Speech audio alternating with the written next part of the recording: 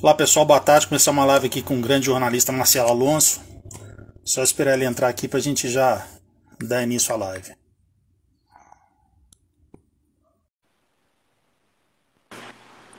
Pô, hoje vai. Fala meu amigo, como é que você tá? E aí, tudo bem, Floresta? Tudo Pô, tranquilo, boa tarde, que bom. boa Sempre bom tarde. falar com você, meu amigo. Prazer é meu amigo. Semana passada deu aquele chabu, né? Aquele A gente chabu teve um problema brabo. na conexão, eu descobri que fui eu aqui que sem querer acabei te bloqueando, não sei como, mas não tinha como te mandar convite de jeito nenhum, mas aí graças a Deus hoje, uma semana depois, a gente já está fazendo aqui novamente. E é sempre bom falar com você, essa que é a referência máxima, eu sempre falo e sempre tem que ser dito, né? Além de você ser o faixa vermelha, e sem dúvida o principal nome que a gente tem dentro do jornalismo marcial, você eu tenho como referência máxima. E com esse trabalho eu passei a conversar com você, né, inbox, aquela conversa só entre a gente, passei a descobrir a pessoa bacana, simples e legal que você é. Isso é bom que todo mundo saiba também. Obrigado, meu amigo. Prazer sempre estar aí contigo. Porra, estamos sempre trocando uma ideia, né, Floresta? Ali nos bastidores, trocando contatos. E o que mais interessa, falando de luta, né, meu irmão? Muito legal tua live ontem com meu amigo Hugo Duarte. Estava me divertindo aqui, assistir a primeira parte. O Hugo é demais, né, cara? O Hugo é um cara que é coração puro, genuíno, né? E a história da luta, né, meu amigo? Que é o trabalho que a gente faz, que eu faço. Você, pô, faz muito bem aí, né? Trazendo aí, pô, sempre pra gente lendas aí. Pô, trouxe Peixotinho, né, cara? Pô, essa do Peixotinho também foi muito legal. Esse é outro que eu tô querendo também levar lá no resenha. Eu acho que ele vai se amarrar. E ele é também puro coração e também é uma pessoa bem autêntica, assim, bom contador de história. Se tiver que falar, ele fala sem nenhum filtro, né? Pessoas assim que são bacanas de serem entrevistadas. É verdade, cara, sem dúvida alguma. É o que eu falo, às vezes o pessoal fala, por que você não tentou o ídolo tal, o ídolo tal? Eu falo, cara, a gente às vezes vai de tanto entrevistar, né? Os caras a gente vai vendo, e infelizmente alguns lutadores mudam, né, cara? E mudam e ficam com um jeito meio que robótico de falar e não rende, não é o que eu gosto de fazer. Eu prefiro muito mais, por exemplo, pegar uma entrevista com a Una, né, que, pô, deu 30 mil acessos aí agora, que é uma pessoa que ninguém conhecia e, pô, cara, fala com um brilho no olho do Carson, traz histórias novas, né, Rodrigo Medeiros, e mesmo atletas não tão conhecidos que vão lá e estão conversando com você com prazer, né? O Hugo Duarte, você deu um bom exemplo. São tantos, Pelé Land, Macaco, quer dizer, tanta gente gosta de falar, por que eu vou ficar correndo atrás do lutador que, porra, tá se achando, e realmente naquele momento talvez ele até seja, mas quando passar o tempo dele, ele vai ver que não tem porque ter aquela arrogância, né? Ficar daquele jeito, porque depois fica todo mundo igual, cara. Se não tiver humildade, né, a história acaba tratando de te esquecer se você realmente não tiver o bom senso de tratar as pessoas legal, de falar, contar suas histórias com prazer, e entender principalmente, né, cara, que o jornalista ele nada mais é que um grande parceiro de trabalho, né?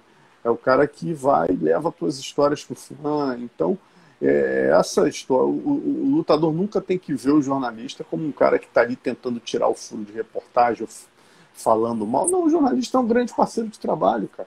Não é o que eu falo, pô, aquela geração do Pride lá. Eu não cobro nunca, o pessoal me pede às vezes, precisando de fotos, Minotauro e Vanderlei eu não cobro. Por quê?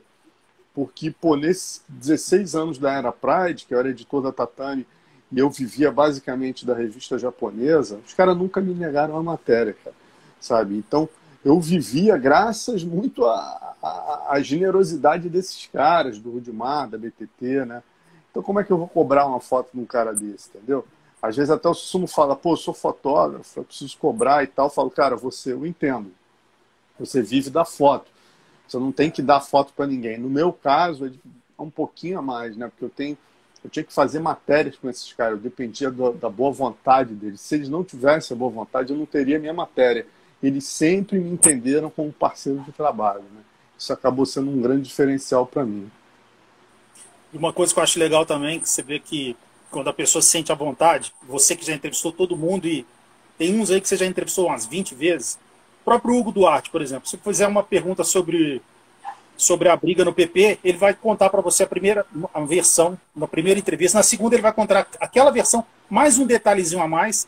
Na terceira, ele vai contar as duas que ele contou e mais um. Tipo assim, já que é o Alonso, deixa eu falar mais um detalhezinho que o Alonso merece. Isso que eu acho legal, que é aquela coisa assim que você vê que o cara ficou à vontade ali. E muitas entrevistas assim que eu faço, não comparando o nosso trabalho, que você é a referência máxima, mas você escutar depois o atleta falar com você, poxa, cara, me senti super à vontade e tal, você soube conduzir bem. Eu acho que a entrevista boa é aquela que o entrevistado se sente à vontade, né? Não é nem polêmica, e às vezes a própria coisa que ele não queria falar, não vamos evitar de falar disso aqui, que eu já falei muito, aí ele naturalmente se sente tão à vontade que ele fala, pô, ainda deixa eu falar sobre aquele negócio, tá meio mal resolvido, aí ele mesmo se sente. Você, para mim, é mestre nisso. Assim, muitas vezes você faz uma pergunta que, teoricamente, você não faz uma pergunta polêmica direta. Você vai conduzindo de um jeito que a própria pessoa se sente à vontade e entende que a sua pergunta sem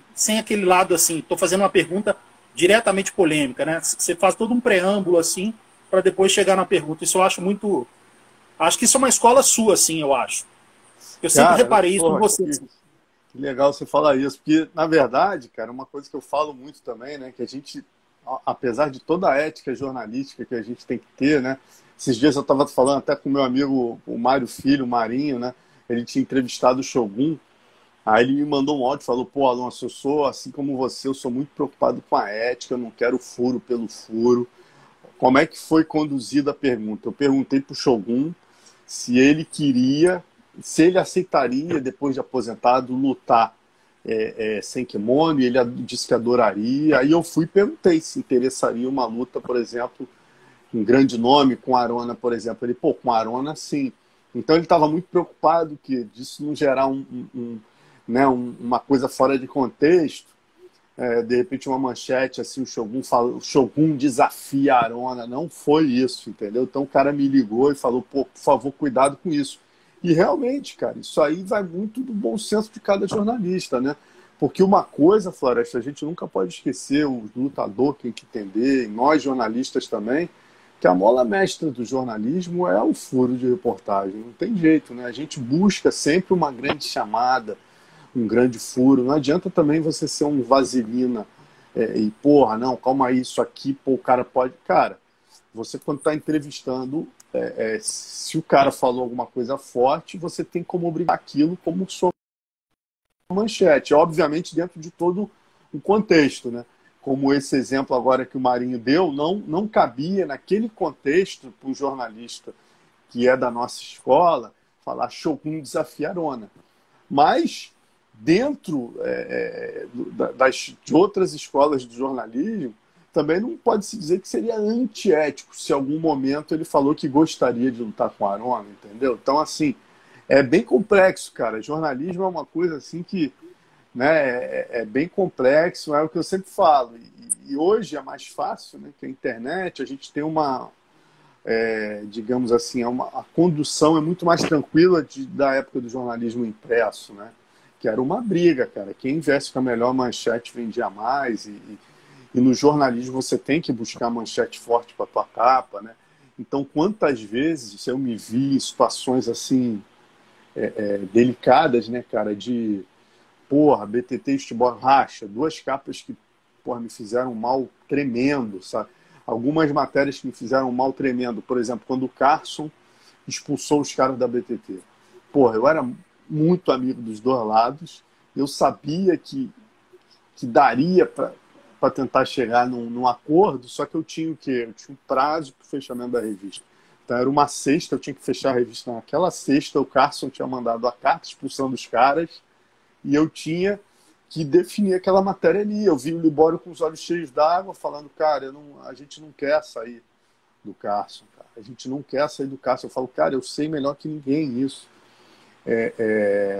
Mas eles viam, por outro lado, que não havia uma condição de um acordo pela maneira intransigente que o Carson estava se colocando ali naquela situação, com as razões dele também, em suma. Mas você vê que situação difícil, cara. Você tem que fechar a revista, né, que vai definir ali a história dos caras, né, cara? Como, entre aspas, os caras que traíram, que não foi assim a situação. É bem mais complexa que isso. Mas, assim, são coisas como essa. Capas como, pô, racha na BTT. Cara, eu odiei 2 meses. Eu estava dentro da BTT. Eu sabia tudo que estava acontecendo. Sabia que não tinha condição de voltar atrás. E tinha informações privilegiadas ao mesmo tempo. Se eu, a um ponto, eu não coloco isso para frente, eu não boto essa capa, eu não estou sendo jornalista, né? Houve um racha, o Minotauro estava saindo e abrindo a equipe dele. Eu já sabia há mais de um mês. Eu tinha perdido já uma capa. Se eu não lanço isso, pô, os caras da BTT, vários amigos ficaram chateados comigo alguns meses, né? Aí é aquele momento que você fala, caramba, né? Não é fácil ser jornalista. E você consegue o respeito exatamente assim, cara, se posicionando. Se você se posiciona como amigo, né? E, não posso fazer isso que eles vão estar chateados comigo, bota o jornalismo em segundo plano, você deixa de ser jornalista, né? Então é bem complexo. Alonso, eu já fiz. Essa já é a quinta entrevista que a gente faz e todas já passam de uma hora. Rapaz, passou, nem percebi que foram tantas assim. A última foi de 3 horas, foi aquela live que a gente fez. Então, assim, eu fiquei pensando, eu vou tentar fazer perguntas diferentes de todas que eu já fiz para você. Quem quiser entrar no canal MMA Debate no YouTube, só escrever Marcelo Alonso. Tem 3 entrevistas muito longas, ao todo são mais de 8 horas de entrevistas. Você deu só pro meu canal. Cara que for fazer o seu livro um dia, sua biografia, é só pegar lá as entrevistas que ele vai puxar muita coisa lá que tem. Acho que é o canal que você mais conversou. Então vou tentar fazer algumas perguntas diferentes aqui. Você, de tudo que você viveu, todo mundo que você viu, é só que uma pergunta difícil, mas acho que você conseguiria falar bem. Se você pudesse falar qual lutador que poderia ter sido mais do que ele foi, mas ele teve algum problema, seja lesão, seja problema físico, algum problema que atrapalhou ele no percurso. Por exemplo, o Paulão, nosso querido Paulão, que a gente gosta muito. Um cara talentosíssimo, e se ele não tivesse alguns problemas que ele mesmo reconhece que ele teve, ele teria sido muito mais do que ele foi. E ele foi muito, né? A gente sabe disso. Mas ele ainda poderia ter sido campeão do UFC e tal. Se você pudesse falar 1, 2 lutadores, 3, enfim, que você acha que também que poderia ter sido mais do que ele foi se ele não tivesse determinado problema que teve na carreira? Cara, essa pergunta é bem complexa. Por exemplo, o Paulão eu não considero que ele poderia ter ido mais, porque mal ou bem, o que acontece com o Paulão? O Paulão, cara, ele conseguiu, o mundo viu quem era o Paulão.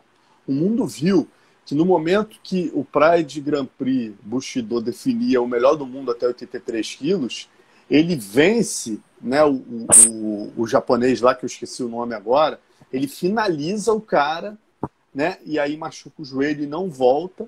Aí o japonês volta no lugar dele e ganha do Dennis Khan. Entendeu? Quer dizer, pô, quer campeão moral maior do que esse? O cara foi campeão do Pride. Pra mim não tem como dizer que ele não foi campeão do Pride, né? E de todo mundo que ele ganhou. Então, assim, o Paulão ficou, cara. O Paulão foi o Fedor dos médios ali. Ele ficou 9 ou 10 anos sem perder pra ninguém. Então, o Paulão, pra mim, cara, eu não considero... Eu só fico triste por conta dos adventos, das escolhas dele. Ele sabe melhor do que eu disso, né? Ele acabou, digamos assim, não aproveitando tanto. O Paulão merecia estar rico hoje, né, cara? O Paulão merecia ter continuado mais tempo no Pride, depois WSC, depois ido para o UFC, e ele teria condições de estar competindo em alto rendimento até hoje, se ele cuidasse do físico. Mas isso é uma questão muito complexa, né, cara? A questão da adicção eu respeito muito, assim. As pessoas tendem a achar que o adicto é vagabundagem, usa droga e tal. Não é nada disso, gente. Tem até uma série no Globoplay que a gente tem uma noção do que é, com o Fábio Assunção e com a Letícia Colim, que eu acabei de ver, pesadíssima, 9 episódios, onde bate o coração. Explica exatamente o que é adicção. Tem muitos amigos adictos, muitos não, poucos, mas eu sei o que é isso, né? Você perde a dignidade, a coisa é mais forte que você. E o Paulão, infelizmente, por esse motivo, ele às vezes se perdeu. E ele é tão monstro, cara, que mesmo problemas advindos da adicção, o cara foi lá e ganhou, né, meu irmão? Ganhou um dos maiores perdedores do mundo, finalizou o Chelson, em suma. Então, eu não considero o Paulão um cara que não chegou. Ele chegou, sim, poderia só ter se mantido mais tempo no topo. Um cara que me incomoda, incomoda de não ter o reconhecimento que ele merece ter, o número 1, tá? Porque, graças a Deus, Minotauro eu vi ser reconhecido, Vanderlei eu vi ser reconhecido como merece, o próprio Arona hoje é um dos caras muito reconhecidos por tudo que ele fez na DCC. Agora, um cara que eu vi o que ele é capaz, eu vi ele explodir, eu sei a influência dele dentro da shootbox, porque eu vi lá dentro os caras copiarem. Ele era o grande ícone, ele era o grande ídolo, né? E hoje em dia, você chegar para muitos gringos, não sabem quem ele é, o Pelé Land. Para mim, esse cara, se eu tivesse que escolher um cara que merecia mais reconhecimento, eu boto disparado lá na frente Pelé Land, entendeu? Porque ele foi a grande referência para o Anderson formar o jeito dele de lutar. Aquelas palhaçadas, aquelas loucuras do Anderson, são advindas do Pelé. Ele copiou isso do Pelé. Eu estava lá dentro, eu cheguei na shootbox em 90 e pouco, eu vi como a banda tocava, entendeu? O Pelé era o grande ícone. Todo mundo copiava o Pelé. O Pelé era o cara que todo mundo respeitava. Então, assim, esse cara, meu irmão, aí hoje em dia todo mundo vê o Vanderlei consagrado, o Anderson consagrado, o Shogun consagrado, e muita gente nem sabe, né, da nova geração, da geração anterior sabe quem foi o Pelé. Então, para mim, assim, é disparado o Pelé Land, cara. O cara que mais, eu tenho certeza que por conta do desentendimento dele com o Rudimar ali, com a shootbox, né, ele acabou não aproveitando, não mostrando ao mundo o ápice dele, né? Ele quebrou a pedra mais dura que tinha, que era a pedra de chegada né? Ele foi lá e ganhou no IVC e fez aquelas lutas históricas, lutas bizarras, sair deformado e tal. Ele realmente roeu o osso. Aí a equipe, a partir dele, a equipe explodiu. Mas foi ele que roeu o osso. Não, com certeza, mas o Paulão que eu falei foi no sentido, eu sei exatamente a lenda, tem um amigo meu também que você sabe disso, a carreira dele, ele é uma das lendas da história da luta, dos médios, mas eu acho que se ele não tivesse os problemas, ele poderia ter ficado, por exemplo, mais uns 5, 6 anos no topo, ter disputado o UFC no topo também, nesse sentido que eu falei, mas realmente o que você falou, eu concordo. Por exemplo, o Caim Velasquez, se não tivesse as lesões, teria sido mais do que foi, apesar que ele já foi muito. Ele foi. A gente está falando dele aqui, né? A gente está falando porque o cara foi campeão e a gente sabe. Ou seja, o Paulão foi top e poderia ter sido mais. O Caim, se não tivesse as lesões, teria sido mais top do que foi. Mas, lógico, Paulão, filho, é um dos maiores lutadores que eu vi na minha vida e reconheço e concordo exatamente tudo que você falou. E sobre o Pelé, exatamente. O Pelé, pelo talento e pelo desbravou ali, eu acho que ele teria... Eu acho que tudo que você falou tem bastante sentido mesmo. Ele poderia ter um reconhecimento, principalmente internacional, maior do que ele tem. Alonso, deixa eu fazer uma pergunta agora. Das entrevistas que você geralmente faz, quais as que você sabe que vai gerar entrevista bacana? Você sabe, o cara, você liga para ele, não, beleza, Alonso, sexta-feira que vem a gente faz. Aí você já sabe que vai render coisa legal, aquelas respostas longas, coisas inéditas, enfim, aqueles principais que sempre você sabe que vai ser entrevista bacana. Aqueles principais nomes, assim. Cara, assim, na verdade a gente só sabe se o cara é bom, né, quando a gente tem o primeiro papo com ele. E às vezes é curioso, né, Floresta? Você tem entrevistado aí há muito tempo, sabe disso. Às vezes a pessoa rende no off, mas no on não rende tanto, né, cara? Às vezes a pessoa trava um pouco ali. Eu tive um problema maior durante muito tempo, que foi quando eu comecei a fazer o cara a cara, depois, né, o combate, o entrevista combate, que aí é um problema a mais que eu sou obrigado a entender, né? Que tem gente que não rende, às vezes gravando ou no vídeo, mas tu imagina num estúdio, cara, né? Você chega num estúdio ali, o cara é tímido, às vezes não rende tanto no gravador, no telefone, não se expressa bem. Quando chega no estúdio, então tu imagina você, por exemplo, a gente faz aqui, a gente mal ou bem, o cara tá vendo só, né? Você, ou tá me vendo, ou fazendo lá no YouTube. Fica muito mais fácil do cara tímido se soltar do que, por exemplo, no estúdio, né, cara, com a luz. Então, assim, eu já tive experiências durante, sei lá, os 4 anos que eu fiz entrevista combate cara a cara. Às vezes eu recebia a pessoa no estúdio, você tem que ter a menor ideia de como ela era. Então isso era muito difícil, entendeu? Aqui, por exemplo, a gente está numa resenha de 1 hora, quando eu faço resenha, já fiz com o Oswaldo Alves 3 horas, né? Mas imagina, lá no Entrevista Combate, era um programa de 30 minutos, 15 minutos meu e 15 minutos do Luciano, né? Era um bloco meu e um bloco dele. Cara, às vezes chegava um cara lá, eu não sabia. A maioria eu conhecia. A verdade é que a maioria eu conhecia. Mas tinham caras que eu estava convidando a primeira vez, falava, meu Deus, eu nunca entrevistei esse cara pelo telefone. Eu não sei o que vai rolar, né? Então já teve casos de, o cara travar e ficar muito nervoso. E teve casos, curiosos, né, cara? É legal a gente ver a evolução, que eu lembro de gente muito, durinho, que hoje fala super bem, né, cara? Uma vez o Durinho foi lá no estúdio comigo, caramba, cara, que ele ficou assustado, ele deu uma travada no início. O Rodolfo Vieira, cara, foi uma das coisas mais super travado no início e tal. Hoje em dia eu fico felizão, né, ver os caras dando entrevista aí, longas entrevistas, se expressando super bem. Mas eu fui super prolixo na resposta. Você perguntou quem são os caras. Cara, eu acho que cada geração tem um cara que me marcou, assim, né? Na geração do Valide, cara, o Valide era impressionante. Aí você vai entrevistar um Rei Zulu, o cara também ele é um jornalista pronto, né, cara? O cara te traz umas 5 manchetes por resposta. O Vanderlei, cara, o Vanderlei é um sonho de consumo de qualquer jornalista. O cara no ápice. E ele sempre me atendeu, eu tive uma proximidade muito grande com ele, então ele me garantia chamadas de capa para tatame a dar o pé, né, cara?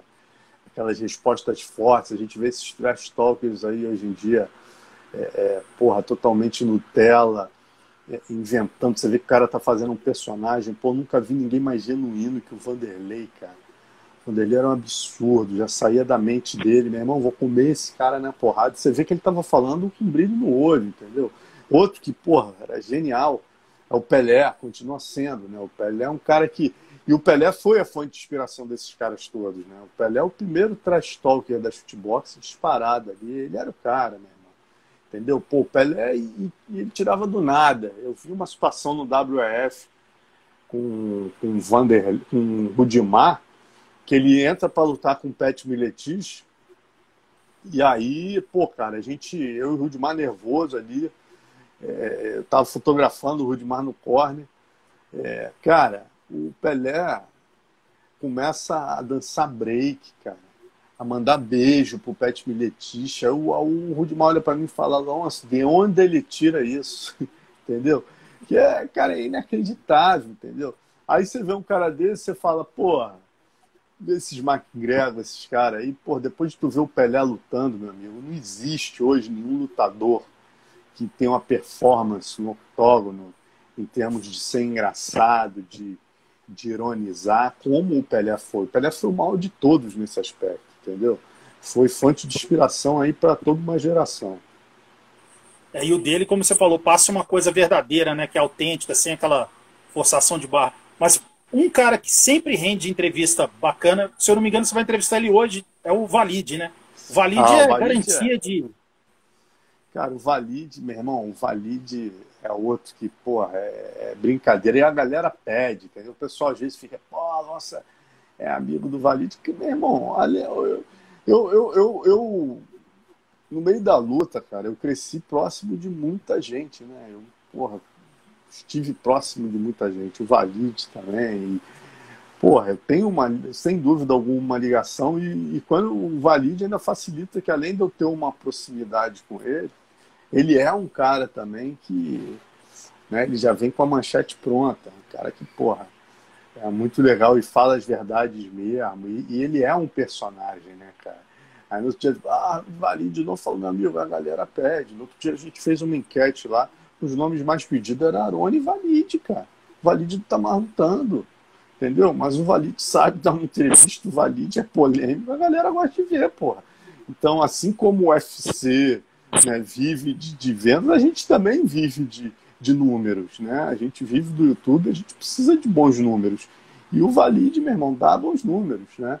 E aí, antes que a galera pergunte, hoje o pessoal já estava lá, não, vai falar negócio de... Meu irmão, o assunto de Renzo e Valide está arriscado das minhas lives, não faz o menor sentido, graças a Deus isso passou, cada um segue seu caminho. Eu acho que os dois, cara, tem muito mais conteúdo a falar do que ficar falando um mal do outro.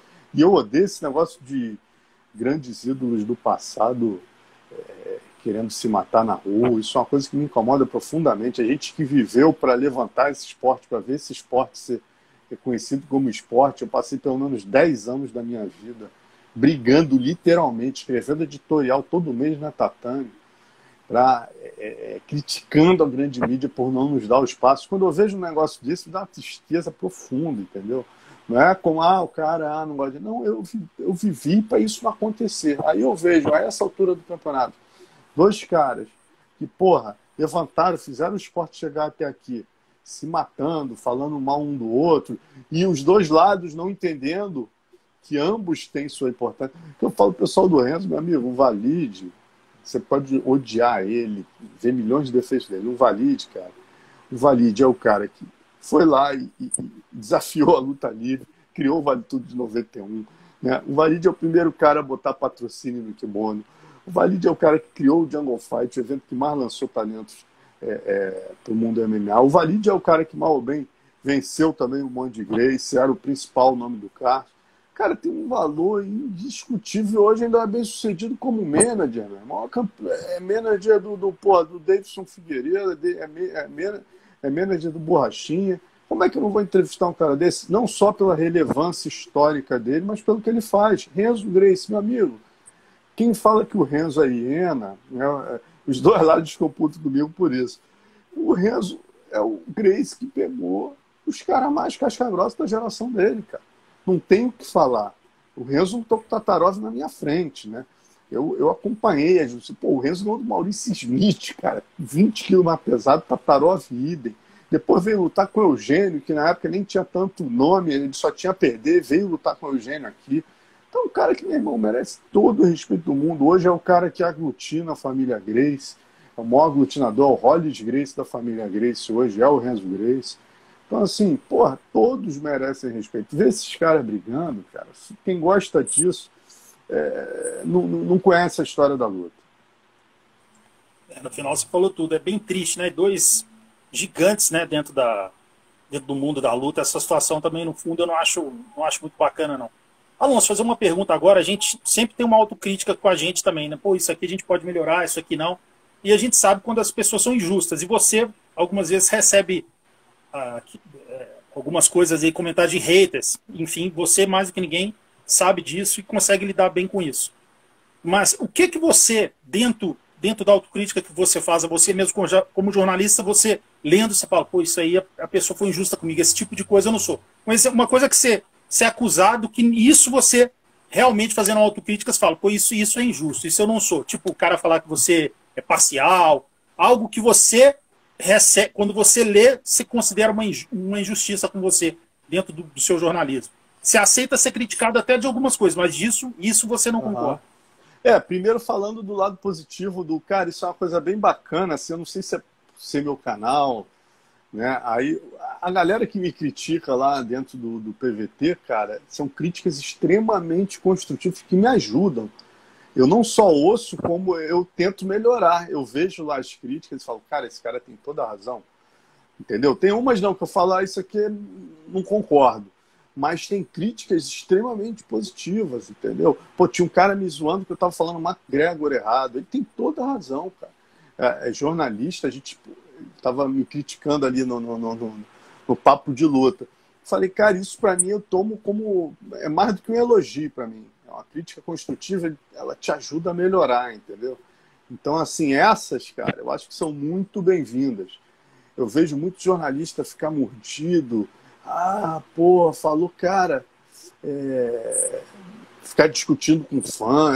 Cara, Deus me livre. Se o cara falar mal de mim e eu vou lá e respondo a ele, eu tô dando, porra, arquibancada pra esse cara, entendeu? Se for uma crítica destrutiva, esse cara eu nem respondo.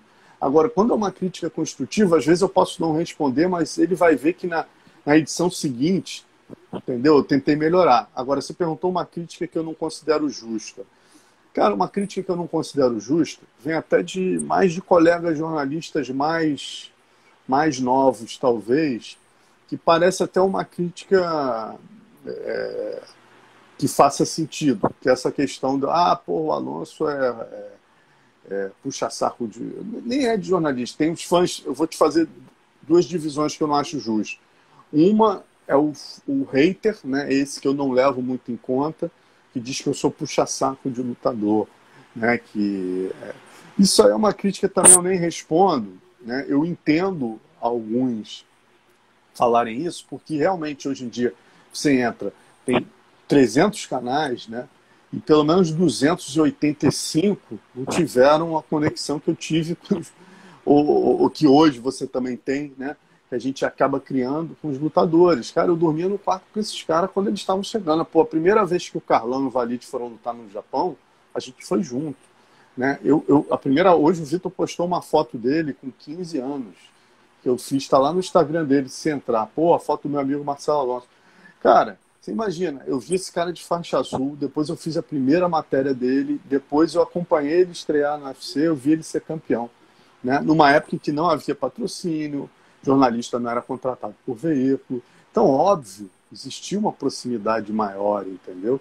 Então, assim, é óbvio, se você for ver uma entrevista minha com um lutador desse, não vai ser igual a uma entrevista de um outro jornalista, de um outro site, que, pô, tá conhecendo o cara agora, tem um distanciamento. Então, esse é um ativo meu. A pessoa que entra ali e fala, pô, o Marcelo Alonso fala muito amiguinho, ele tem que entender, cara, eu realmente sou muito amiguinho. Né? Eu saí da minha casa aqui, fui o único jornalista que acreditei no Verdun, fui lá em San José, cobri o cara ganhar do Fedor. Entendeu? Isso tendo visto o Verdun desde a faixa roxa, tendo acompanhado ele desde o primeiro Jungle. Obviamente, né, e viajado junto. Então, óbvio, você cria laços diferenciados. Então, quando você está no meu canal, meu amigo, você tem que ter em mente o seguinte: você me acha puxa-saco? Vai para outro. Entendeu? A minha maneira de falar com alguns lutadores é assim por eu ser realmente próximo deles. Mas você pode ter certeza, cara, isso aí é uma coisa que eu me orgulho muito, é que na hora de fazer a manchete, na hora de me posicionar nesses meus 30 anos que eu vou fazer ano que vem de jornalismo, eu sempre mantenho a distância, entendeu? Isso você pode ver nas manchetes que eu faço. Né? Eu sempre, se eu preciso criticar, eu critico. Isso é uma coisa que eu sempre tive esse cuidado, né, de manter. E com relação a outra crítica também que me incomoda um pouco, mas eu entendo, né, de colegas jornalistas mais novos, é exatamente isso. O Alonso é próximo. E também já vi nego falar, não, porque o Alonso, no outro dia um colega falou, leu meu livro, falou, como é que é? Alonso, você deu a camisa para os caras vestirem, meio que me criticando, que o Vitor e o Carlão tinham me ajudado aí a cobrir o UFC 15, vestindo a camisa do meu patrocinador, meio criticando, pô, isso aí existe um conflito de interesse, eu não vou falar quem é, mas o cara hoje tem carteira assinada, seguro-desemprego, é muito bem empregado, entendeu? Aí é mole, a empresa dele, quando ele vai cobrir o UFC, cara, a empresa dele paga. Então, pô, é mole hoje em dia o cara olhar, entendeu? E falar, porra, que absurdo isso que o Alonso fazia, dar a camisa do patrocinador dele, o cara vestir, meu amigo. Entendo o seguinte, cara, se eu não fizesse, se eu não tivesse a ajuda desses caras, não tinha cobertura. Então os caras rezavam para eu conseguir um patrocínio, porque o patrocínio dele só ia aparecer se eu fosse, eu ou no Catala, entendeu? Então eu tinha que dar as tripas coração para chegar lá. Obviamente, isso não havia nenhum conflito de interesse, né, nos patrocínios com que eu ia fazer. Por exemplo, Fight Center e Bibi Sucos. Pô, qual o problema de eu ter um patrocínio da Fight Center e da Bibi Sucos que vai influenciar na matéria sobre o brasileiro? Ele vai lutar com alguém que é patrocinado pelo oponente da Fight Center e da Bibi Sucos? Não. Então, assim, não existe conflito de interesse. Era um momento que o esporte precisava se ajudar. Os caras entenderam isso. O Carson obrigou. O Carson botou a camisa da Fight Center, fez o Vitor botar do Bibi e o Carlão da Fight Center, para me ajudar, entendeu? Então, assim, eu fico às vezes chateado de ouvir isso de um cara hoje, porque o cara não entende a guerra que a gente passou, cara. Entendeu? Eu tinha que os caras, pô, contar isso para os caras é realmente outro planeta. Graças a Deus é outro planeta, né? Porque hoje os caras têm tudo, os caras são contratados, tem 13º, né? Porra, a empresa paga para eles irem, eles têm salário diário para ir cobrir o UFC, meu amigo. Se eu não fosse, se eu não trabalhasse para a revista japonesa, não pegasse o dinheiro que eu ganhava do Japão e reinvestisse em mim, indo cobrir o UFC 9, o UFC 12, o UFC 15, o UFC 17, não tinha UFC na tatame, cara. Entendeu? Eu simplesmente pegava o dinheiro que eu ganhava em dólar lá de fora, escolhia 2 ou 3 eventos por ano e investia para ir cobrir os eventos. Aí você fala assim, pô, Alonso, mas tu vende isso para o Japão? Não. O que eu vendia para o Japão, que eu ganhava dinheiro, era com eventos nacionais. O que eu fazia lá fora, eu não ganhava. Então, praticamente a tatame ganhava com o investimento que eu tinha. E o mundo da luta ganhava com isso. Entendeu? Aí veio o cara, ah, não, porra, porque você não foi profissional aqui ou ali. Então eu falo, cara, galera, é outro mundo, é outra realidade, entendeu? Não dá pra gente comparar o que hoje é o MMA com o que foi naquela época, né? E você, mais ninguém pode falar, né? Já tem quase 30 anos que você está nesse mundo das artes marciais e você, se for todas as profissões que a gente for pensar que estão ligadas a isso, você já foi editor.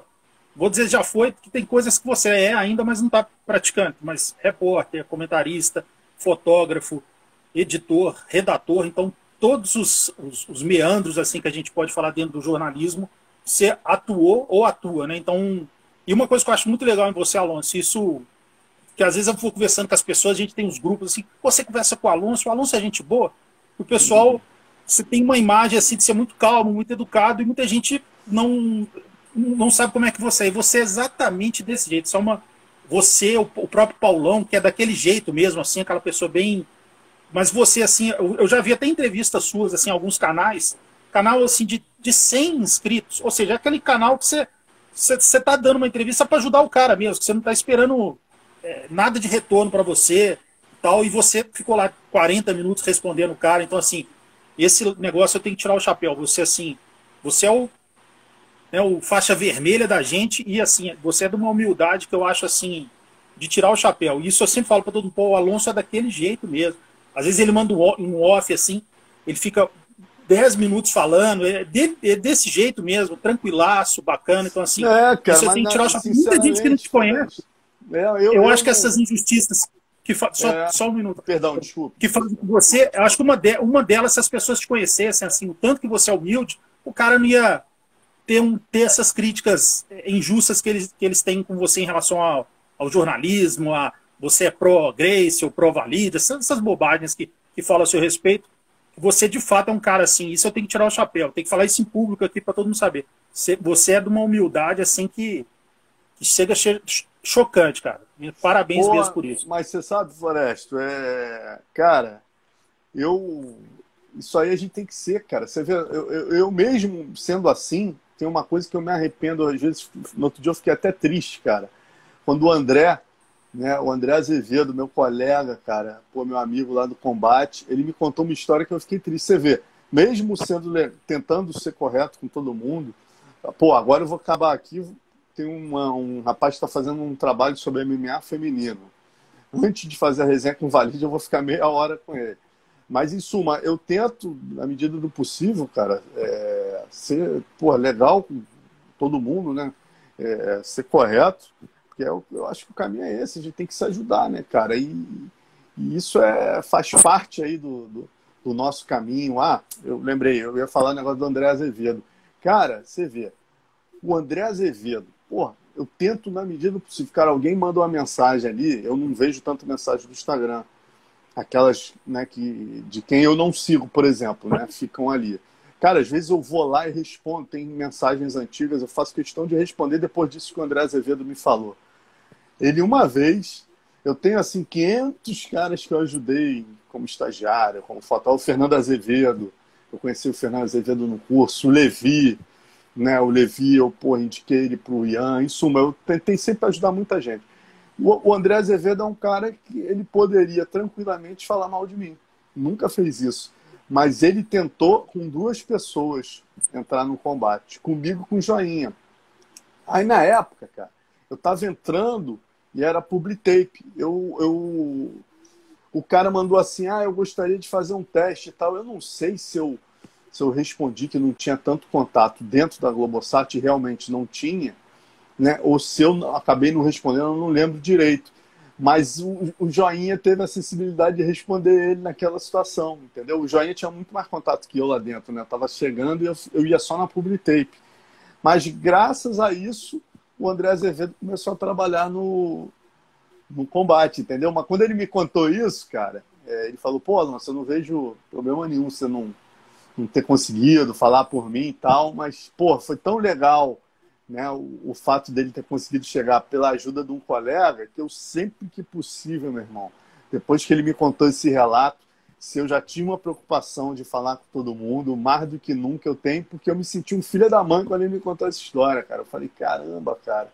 Pô, um dos caras que eu mais me dou bem, né, que é meu amigo no combate, pô, um cara que me ajudou muito quando eu comecei a parte de comentário, que era um mundo totalmente distinto para mim, e eu não ajudei o cara, né, meu irmão?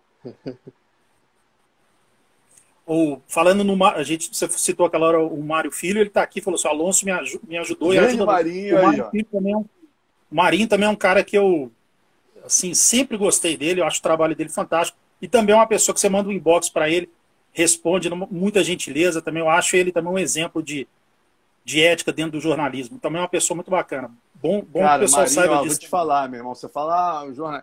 O Alonso é pioneiro. Pô, legal, aceito. Agora, melhor jornalista, eu tô longe disso, cara. Hoje em dia eu vejo a nova geração, cara. Você vê em cada área, tem um cara que é tão mais fera, né? Por exemplo, cara, eu fiz o osso com o Marinho, cara. Assim, eu não tinha a menor ideia de estúdio, de apresentação. Eu vi o Marinho apresentando, meu irmão. Falei, caraca, meu irmão, o que é isso? Aquilo é um... Sabe, são áreas distintas. O jornalismo, a gente precisa entender o jornalismo como uma coisa muito ampla, né? Pô, eu que eu fiz, como é que eu comecei no jornalismo? Fotógrafo, escrevendo, eu jogava meio nas 11 dentro daquela realidade, que era o quê? Escrevia em inglês, escrevia em português, cobria, corria atrás do furo, entrevistava, decupava, revelava foto. Isso era muito. Cara, televisão é outro planeta. Televisão, até hoje não considero minha praia, entendeu? Quando eu vejo, por exemplo, o Marinho da vida, quando eu vejo Proto, Rhodes, né? Porra, Anaísa, cara. Anaísa arrebenta, Anaísa faz tradução simultânea, entendeu? Assim, já é uma geração que veio preparada para a TV. Eu sou uma geração que eu comecei no jornalismo impresso, tentei, aí fui para minha praia, que é entrevistar, e depois ainda fui para a área de comentário, mas são áreas complementares, mas são áreas distintas. Essa geração que já começa, por exemplo, Renato Rebelo. Renatão já começou, cara, como trabalhando com praticamente um vídeo, né? Ele teve um tempo na Grace, trabalhou também com o Marinho e com a Ana, mas ele já é uma geração que vem, né, preparada já para vídeo, TV. Então são áreas distintas. Graças a Deus, cara, o jornalismo hoje né, ele é muito amplo. Você pode trabalhar assim com a parte escrita, você vê as feras aí do combate.com, a G-Fight, a quantidade de gente, né, o próprio Gleidson está lá no combate.com, porra, o Rafael Marinho, né, o Adriano, todos esses caras, porra, escrevem super bem, arrebentam, fazem matérias. Aí você tem na parte de vídeo uma outra galera.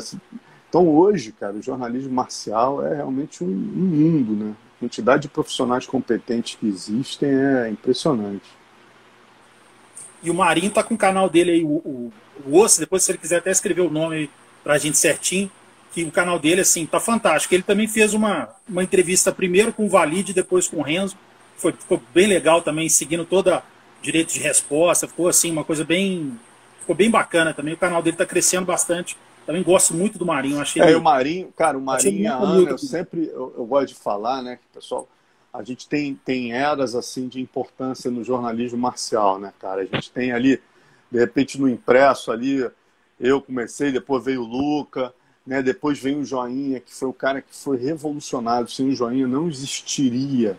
Talvez a gente ainda estivesse engateando na parte de TV. O Joinha inventou o canal Combate. O Joinha teve a genialidade de chegar lá e falar com os Atari, criar o Passando a Guarda e brigar pelo espaço. Depois vem esses dois que são essenciais na virada do esporte na TV, que é a Anaís e o Marinho, né, que tem uma importância fundamental na virada do esporte. Brigaram lá dentro como ninguém, criaram um espaço, né, e a coisa foi. E hoje em dia a gente tem, né, cara, essa coisa maravilhosa que é a internet, o YouTube. A gente tem, porra, Canal Encarada, a gente tem o PVT, porra, o Sexto Round, Super Lutas, Diretaço. Então, assim, hoje, graças a Deus, se existe uma coisa democrática, é o jornalismo marcial, né, cara? Você pode assinar o Combate, você pode, porra, ligar na ESPN e ver o Bellator lá com o Renato, você pode entrar no YouTube e ver 500 canais que te informam sobre isso. Eu até te fazer essa pergunta, estava na pauta também. Quais os canais que hoje em dia você acompanha, que você recomenda, enfim, que você até utiliza como fonte de estudo para alguma entrevista, para alguma coisa assim? Quais, assim, os principais que você... Capaz que você já citou alguns, mas enfim. Cara, agora que eu, né, voltei a fazer um programa como eu fazia o Combate News, né, que eu tinha que... Eu te confesso que quando eu estava comentando direto, a tua fonte de informação é diferente. Você vê muita luta, né, e se preocupa em ficar informado sobre a vida dos lutadores, sobre a rotina deles, para chegar lá e trazer o máximo de informação para o teu público, né? Na época do Combate News, o foco, o que era? Eu praticamente era como se fosse editor do programa, em termos de escolher os assuntos ali, mandava para o Vitor Bacará, que é o cara que era o diretorzão, e escolhia o que ia entrar, o que não ia. Mas eu vivia naquele foco, discutindo charge com o nosso Davi Carvalho, em suma.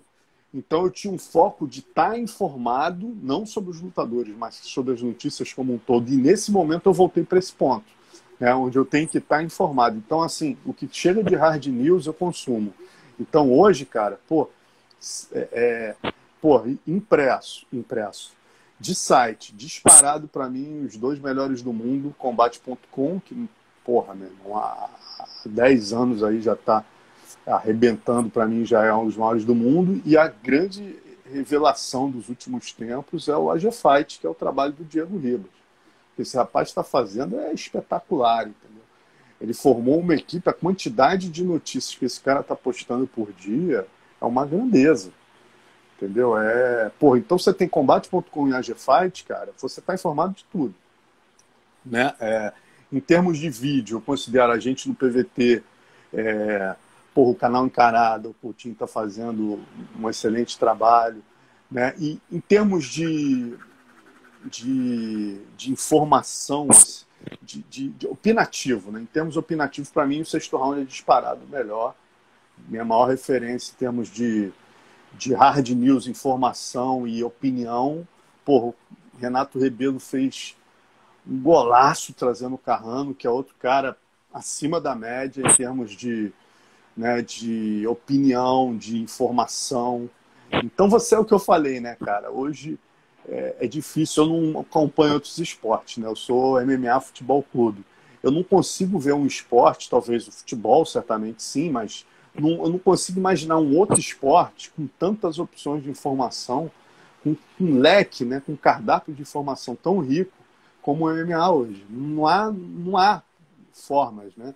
Então, se você tem um AG Fight, um Combate.com, você entra lá no MMA Fight, que tem o Guilherme Cruz, também, que trabalhou comigo na Tatame, né? Você tem Tatame Grace também, que tem informações e falam de jiu-jitsu.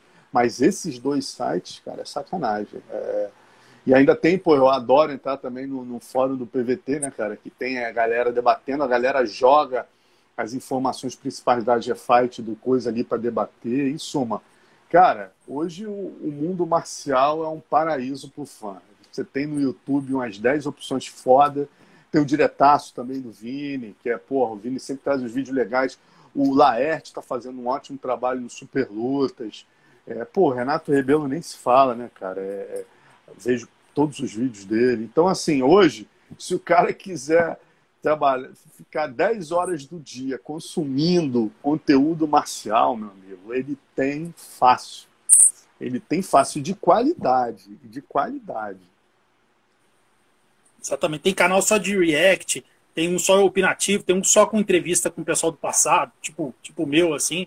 Né? Então, assim, tem cada um segmento dentro da luta. Você falou tudo. Alonso, agora a gente falar. Eu fiz uma pergunta, o que dentro do seu jornalismo você acha injusto com você, mas o que você, Alonso, vendo dentro do segmento jornalístico, você acha totalmente assim inadequado a um jornalista? O que seria? Parcialidade? Falando dentro do jornalismo marcial, vamos colocar assim, seria a torcida explícita para alguém, a parcialidade, enfim, o que você considera como um pecado que um jornalista não deveria ter? Cara, isso, eu acho que assim, existe. Sempre ouvir os dois lados, né, cara? Isso é a mola mestra do jornalismo, é a gente tentar ouvir os dois lados. Então, qualquer jornalista vai se sentir incomodado se ele vê uma notícia de um lado só, se ele não tiver a preocupação de ouvir os dois lados. E da mesma maneira, né, cara, que a gente tem o YouTube hoje como uma ferramenta muito democrática, isso é extremamente positivo, né? Onde a gente tem vários canais, né? Eu citei aí uma rapaziada de altíssimo nível aí, né? Esses três que eu, porra, Rebelo, Carrano, né? O Coutinho, a gente no PVT, você, o próprio Laerte, que está fazendo um trabalho de altíssimo nível jornal. Porra, o Diego tem feito ótimos vídeos com o Carlos Antunes também. Porra, o Marcelo Russo e a Ana, o pessoal também está fazendo um podcast genial no combate.com. Isso é muito conteúdo. Por outro lado, também a gente tem, né, essa coisa da democracia, tem um lado muito perigoso, né, cara? Que qualquer pessoa pode ter um veículo hoje, entendeu? Então isso, o que eu quero dizer com isso? O fã de luta, ele tem que se manter bem antenado, né, no sentido de, pô, calma aí, deixa eu ouvir outros canais, né? Porque, pô, tem gente que não tem nenhuma formação na área jornalística, ou nem acredito que precise ter, né, cara? Mas que, pô, toma partido, entendeu? E levanta bandeiras sem ter a menor ideia do que está falando, simplesmente por tomar partido, tomar uma bandeira, e eu não acho isso legal. Isso é um lado negativo, né, do YouTube ser uma terra de Marlboro, ser um lugar onde qualquer um pode ter seu canal, né, cara? Você pode também cometer injustiças se você não souber usar esse espaço que o YouTube está te dando. Você tem que sempre tentar ouvir os dois lados, tentar entender a história, né? Não ir simplesmente numa visão, numa cabeça. Isso é muito importante e hoje em dia, graças a Deus, né, cara, não faltam veículos, como eu falei, para equilibrar essa coisa. Se você tem um ou dois ali que podem estar fazendo uma função deletéria nesse sentido, você tem dezenas fazendo um trabalho de altíssimo nível. Eu acho que um exemplo disso aí que você falou, de escutar os dois lados, em relação a você, o exemplo é bem recente, vou dar um exemplo só. Na famosa luta do Renan Problema contra o Verdun, muita gente já estava, até por ser amigo do Verdun, por torcer por ele, já estava. Verdun ganhou e ponto. Você, em alguns outros canais, eu não vou dizer que você foi o único, que outros também fizeram isso, deram o espaço para a versão do Verdun e depois para a versão do Renan. Então, esse já é um exemplo máximo. E você, com certeza, ao longo da sua vida, cara, tem muito mais amizade, mais amizade com o Verdun, mas você esqueceu isso, não, vou dar espaço para os dois, igual cada um tem a versão. Obrigado. Acho que esse exemplo ilustra exatamente. Obrigado por dar esse exemplo, cara, que eu acho que é exatamente isso que ilustra. Você falou qual a crítica que mais me incomoda sobre mim, né? Eu falei, adoro críticas construtivas, mereço várias, não tenho dúvida disso. Mas, cara, essa coisa de puxar saco, ser amigo e não ser justo, isso é um absurdo. Eu acho que você deu o maior exemplo, cara. Ó, da atual geração, Floresta, eu diria que, assim, em termos de proximidade, carinho, amizade, hoje, talvez o único lutador que eu me sinta desconfortável de comentar uma luta é o Verdun, porque eu realmente considero esse cara meu amigo, né? É um cara que eu tive uma proximidade que hoje em dia, com a aposentadoria da geração do Vanderlei, do Vitor, do Minotauro, eu me coloquei numa posição muito mais confortável para ser comentarista, porque essa galera parou. Essa galera realmente, a minha proximidade, acabava me colocando numa posição difícil de ser comentarista. Já o Verdun é um cara que ele é muito próximo, como esses todos, e eu mostrei como é que eu sou um cara totalmente, que eu separo, cara, quando eu ligo a câmera ou escrevo alguma coisa, eu separo totalmente, né, a amizade do jornalista, cara. E você deu o melhor exemplo, né? O Verdun falou até, ele mandou um áudio pro Carlão esses dias falando isso, que, pô, cara, eu tô gostando muito desse teu programa com o Alonso, e você vê que o Verdun, né, cara, ao contrário da maioria dos lutadores que fica melindrado, com opiniões adversas, você vê que até o Verdun, até nesse aspecto, ele é um cara diferenciado, né? Com toda a proximidade que eu tenho dele e toda a história que eu tenho do lado dele, ter acompanhado ele no Fedor. Pô, fiquei na casa do cara 3 dias depois que ele ganhou do Fedor. Cara, eu separo as coisas.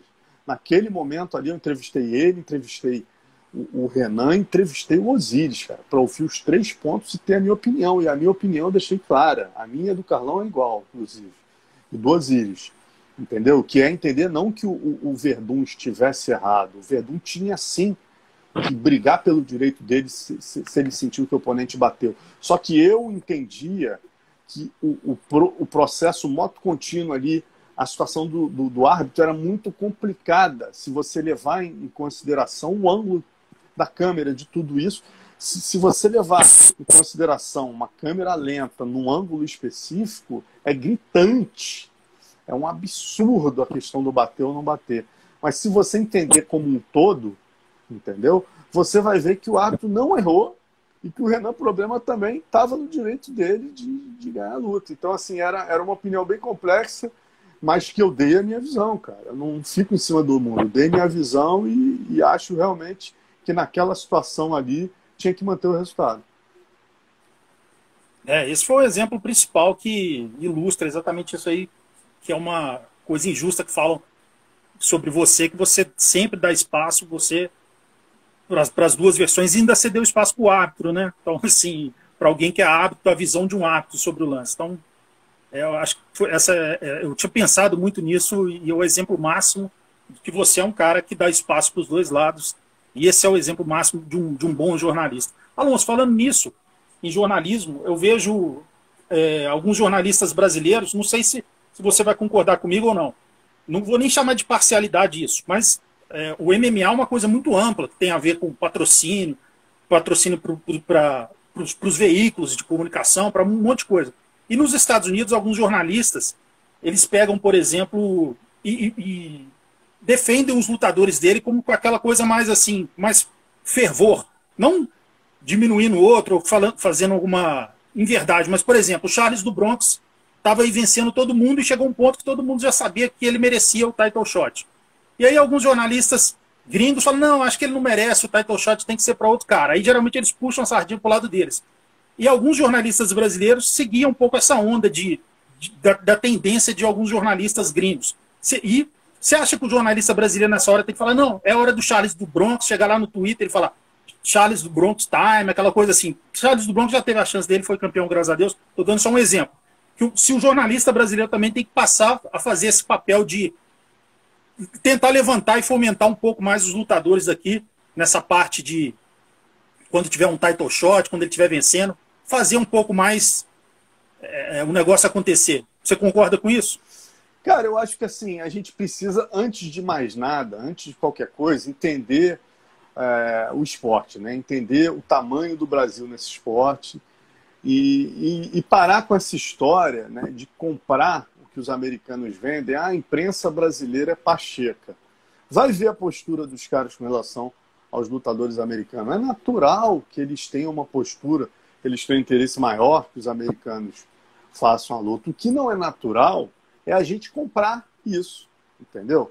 A gente tem que comprar, óbvio, a meritocracia tem que vir em primeiro plano, né? Mas a gente precisa parar de comprar, de ter esse complexo de vira-lata, de achar que toda vez que a gente está lutando pelo direito de um atleta brasileiro, e hoje é importante que se diga, o Brasil é o segundo maior player nesse mercado, então a gente tem sim o direito de gritar, né?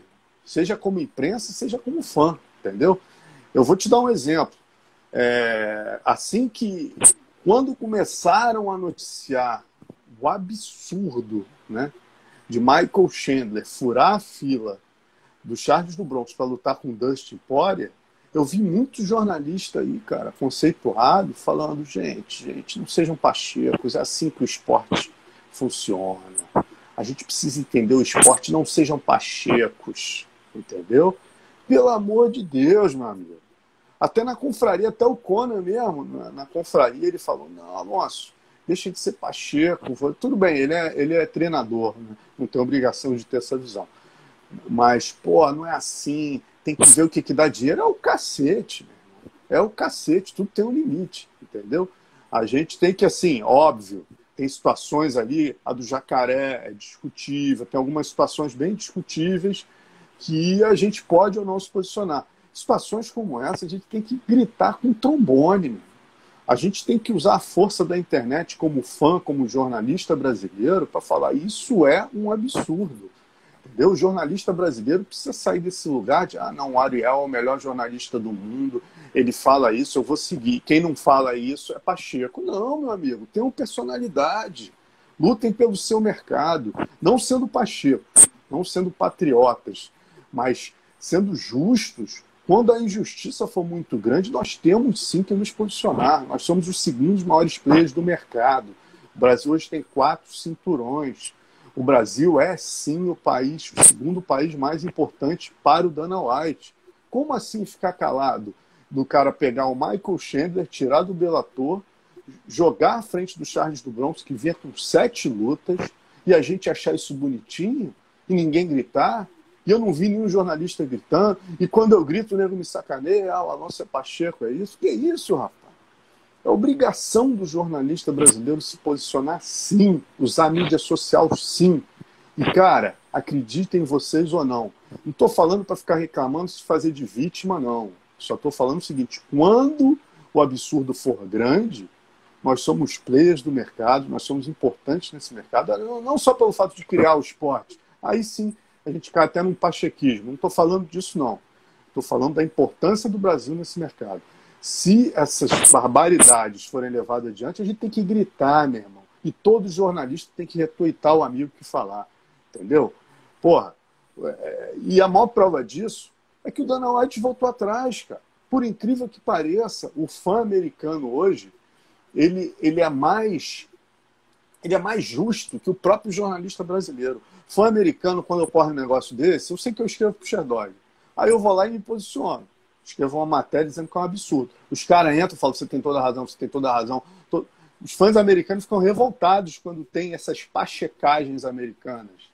Entendeu? E o jornalista brasileiro, de uma forma geral, não quero ser injusto, tá? Eu acho que até a maioria não, mas tem um time grande que fala, não, nós temos que entender o esporte. É o cacete, meu irmão. E a maior prova disso que eu estou falando, quando teve o Embedded, né, com o Michael Chandler lá e o Charles Oliveira, pô, chegou no terceiro episódio, eu vi 20 minutos de Chandler e 2 de Charles Oliveira, fui lá, escrevi em inglês e português, marquei Dana White e UFC, entendeu? E, porra, teve 114 likes, uns 40 retweets. A gente precisa gritar, porra. Isso não é razoável. Então, precisa entender. Não. Eles precisam entender que o UFC é a Copa do Mundo do MMA, cara. O UFC não é um evento de várzea. O pachequismo vale para eles e não vale pra gente? Que isso, porra? Entendeu? O cara traz a porra do Michael Chandler do Bellator, bota 20 minutos goela abaixo, porra, todos os fãs do mundo, entendeu? Bota 2 minutos de Charles Oliveira, que ganhou 8 oponentes seguidos, tinha 28 lutas no UFC, e a gente acha isso normal? E um jornalista brasileiro se posiciona? Vamos parar com isso, meu irmão. A gente tem que sim se posicionar. O jornalista brasileiro, nesses aspectos, entendeu? Eu não estou falando, entendam bem, tá? Isso é uma minoria. Mas eu acho que a gente precisa mudar essa mentalidade um pouco e se posicionar, cara. Sabe? Parar com esse negócio, quem fala aí, quem tem a última palavra é o Ariel. Nada disso, galera. Vamos ter posição, vamos ter personalidade e mostrar a força do MMA brasileiro. Hoje nós temos 4 cinturões. Porra, nós damos muito dinheiro pro Dana White também.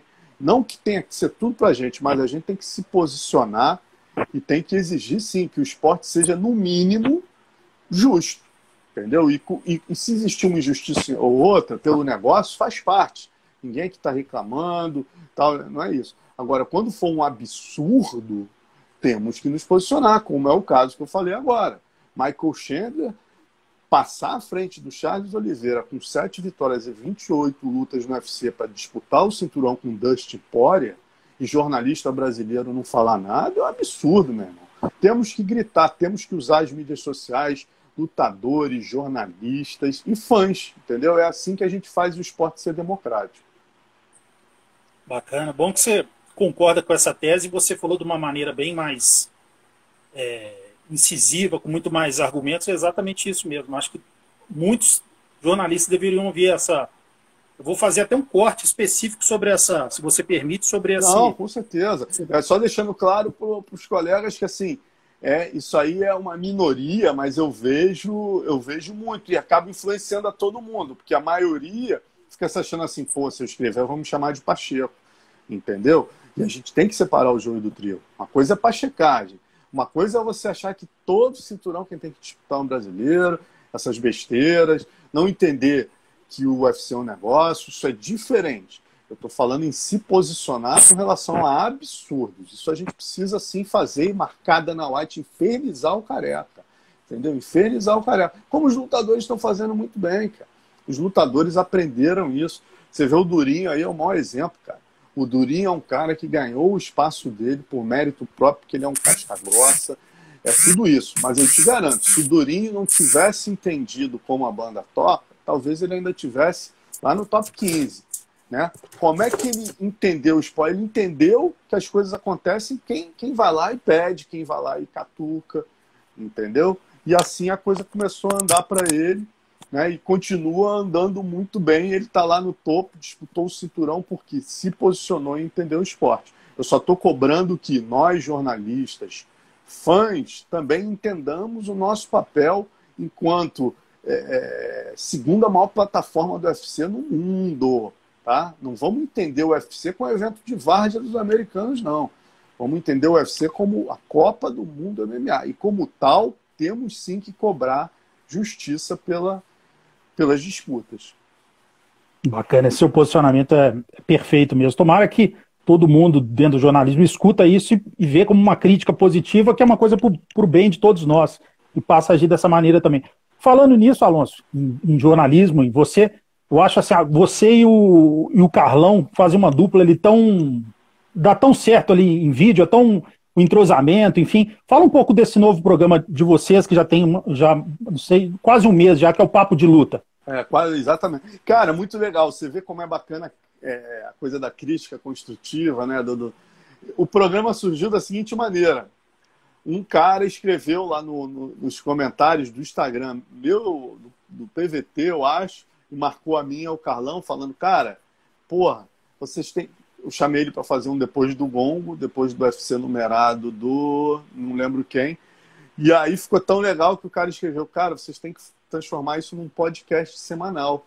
Aí o Carlão eu falei, pô, adoraria, né, cara, mas assim, eu não tenho como pagar o Carlão ainda para isso, não vou lá oferecer. Aí o Carlão foi e me mandou uma mensagem, falando, pô, Alonso, pô, cara, tem muita gente pedindo, vamos fazer um podcast semanal. E eu tô há muito tempo, né, cara, querendo, já que o Combate acabou com o Combate News, há muito tempo. O Combate News começou comigo sozinho, né, na Publitape, foram 4 anos, né.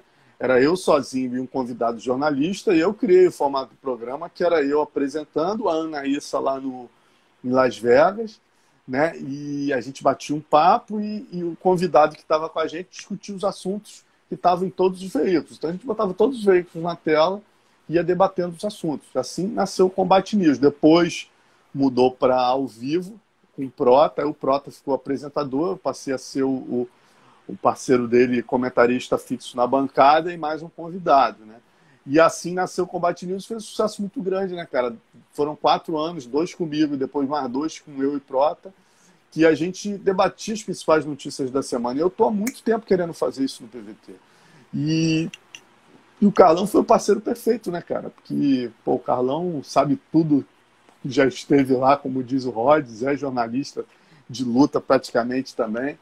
Então, quando esse cara deu essa ideia, o Carlão aceitou e veio me procurar, eu tenho que até agradecer a ele lá, rapaz. Vou marcar ele lá no Instagram do PVT e agradecer a ele que ele é pai da criança. Ele, na verdade, é o pai do Papo de Luta. Aí o Carlão pô, Alonso, vamos fazer? Eu falei, pô, meu irmão, quer começar segunda que vem?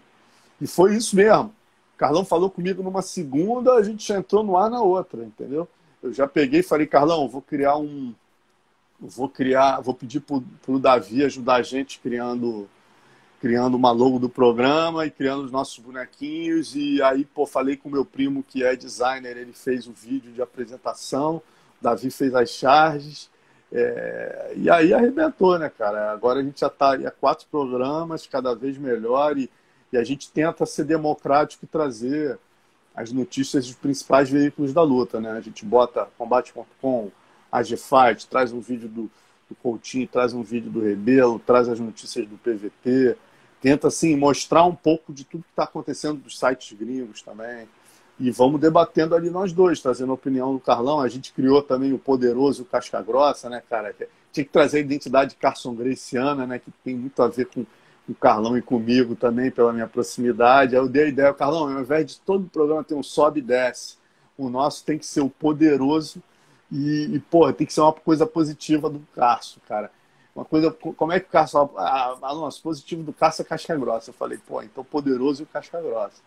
E aí a gente criou o Poderoso Casca Grossa. Tivemos a ideia também de terminar o programa sempre com Das Antigas, que é uma lembrança minha com o Carlão, ou do Carlão só, entendeu? Onde a gente traz uma história dos bastidores, né? Então, pô, tá super legal, tô amarradaço, assim, era uma coisa que eu tava sentindo falta de fazer, cara. Debate de luta, assim, semanal. O Carlão também tá amarradão aí, e é isso. Alonso, e sobre os seus 2 livros, porque eu vou deixar essa live salva no IGTV aqui do Instagram, @MMA Debate Oficial, e no YouTube, no MMA Debate. E tem gente que acessa o YouTube, mas não tem Instagram e nem sabe daquela sua promoção. Aí ela ainda está em vigor, os 2 livros por 95. Fala um pouco sobre ela, que se autografa, né? Isso, é R$95 os 2 livros, né, por trás do Octógono e do Vale Tudo MMA, né? Esse aqui, os 2 aqui, esse, perdão. Esse que é capa dura, né, cara? Que é mais... Esses 2 livros são fantásticos. Esse aqui, por 95, eu assino e mando, eu mesmo mando, né? Então, a gente tinha feito uma loja no Instagram, na Bag, e agora a gente resolveu... A Bag está tomando uma porcentagem boa da gente, a gente resolveu fazer no Mercado Livre mesmo. A gente vai botar sempre o link, a gente põe o link ali para venda no story do PVT, só ficar de olho lá, que, pô, cara, mas foi um sucesso esses primeiros meses, saíram mais de 120 livros, assim, a galera prestigiando, foi bem legal. E agora, se falando de novidade, né, cara, eu tô traduzindo aqui o Por Trás do Octógono, quero lançar ano que vem, faz 30 anos, né, cara, que eu comecei a trabalhar com jornalismo de luta. Eu quero lançar ano que vem, aproveitar que eu voltei pro Sherdog, né? O mercado americano hoje para mim é muito importante. Eu quero aproveitar isso para lançar o livro em inglês lá nos Estados Unidos, primeiro a versão digital, depois a versão impressa, mas eu quero com a versão digital, e aí na verdade vai ser uma versão atualizada, né, cara? Porque muitos causos ficaram de fora dessa primeira versão. Eu quero fazer uma versão atualizada em português, que será a primeira versão em inglês. Então, mais ou menos 50% dos causos novos. Eu adquiri o meu, tenho o seu autógrafo guardado ali com carinho nos 2 livros. E para o pessoal que vai ver essa live amanhã no YouTube e não tem Instagram, então ele tem que entrar, procura no Mercado Livre, então, né? Mercado Livre. Já tem o link? Cara, eu tenho o link, eu vou botar lá no story do PVT hoje. Mas se por um acaso vier aqui, são 24 horas, às vezes a gente não renova, normalmente eu boto mais na início de mês, que a galera compra mais. Mas se não tiver lá, é só botar no Google o Mercado Livre, Por Trás do Octógono, do Vale Tudo MMA, com certeza já tem o combo lá. Tem a possibilidade do cara comprar o livro sozinho, um ou outro também, entendeu? Mas normalmente é mais jogo, né, financeiramente, comprar logo os 2. Bacana. E você tem algum projeto, Alan, que esses livros você está contando histórias de lendas? Você, que também acabou se tornando uma lenda também dentro do mundo da luta, você tem alguma ideia de contar os causos, os perrengues que você passou, situações que só você viveu? Daria um livro também fantástico. E existe mercado para as pessoas que com certeza terão interesse em escutar suas histórias, tudo que você vivenciou, momentos de tensão, histórias de bastidores, enfim. Você já parou para pensar nisso? Seria um negócio muito legal, você contar a sua história dentro desse mundo. Então, cara, por trás do octógono, as mais radicais estão aqui, né? A do Orelhão, aquela Aliás, cara, tá entrando sexta-feira no ar, o Raiz do MMA, o sexto episódio do Raiz do MMA, onde eu conto o Pride Grand Prix 2003, né? Que é aquela história do Minotauro do Vanderlei, a noite mais vitoriosa do MMA brasileiro, que a Glória Maria foi com a gente, e conta aquela história da torre também nesse vídeo. Então, o que eu penso, foto histórica. Sinceramente, Floresta, assim, hoje, financeiramente falando, cara, livro é uma coisa tão complicada no Brasil, principalmente impresso, cara, e digital também não dá dinheiro, que, sinceramente, cara, hoje, se você perguntar, eu acho mais jogo, é que eu quero fazer livro para os americanos, que lá o consumo é maior. Eu quero traduzir esse aqui. O do Vale Tudo MMA, na verdade, já é em português e inglês. Então, só a sobrecapa que eu fiz em inglês para mudar, mas ele é bilíngue. O Por Trás do Octógono, eu quero muito fazer em inglês, porque o americano consome, cara. O americano, ele gosta de ler, ele tem o hábito de leitura. E aí, sim, livro lá é financeiramente interessante. Aqui, livro não é financeiramente interessante, cara. O PVT é uma editora, né? A gente já lançou 6 livros. Muitas pessoas me procuram. Pô, não quero lançar meu livro. Cara, é triste falar isso, mas eu desincentivo todo mundo. Eu falo, cara, ó, por exemplo, muito legal como o Bravo fez. Esse aqui, né? Esse que o Bravo fez comigo é muito legal. Ele tinha um investidor, né, inglês e português. A gente fez de um lado começando em português, do outro lado começando em inglês. Então o livro até metade em português, até metade em inglês. Ele já tinha um investidor e ele queria ter o livro para curso, tudo isso. Então ele fez o investimento de gráfica e tal, e tem o livro para sempre. Aí vale. Agora, o cara que pensa em fazer livro para ganhar dinheiro, eu não aconselho. Cara.